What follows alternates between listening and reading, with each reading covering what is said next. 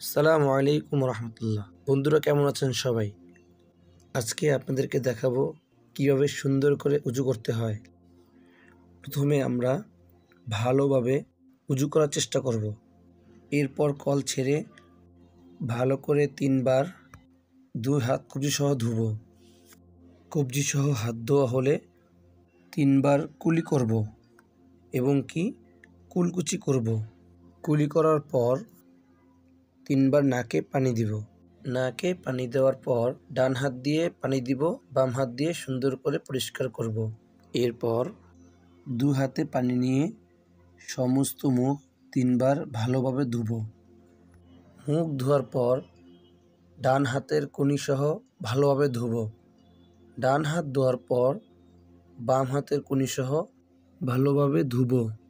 এরপর দোনো হাতের আঙ্গুলি খেলাল করব।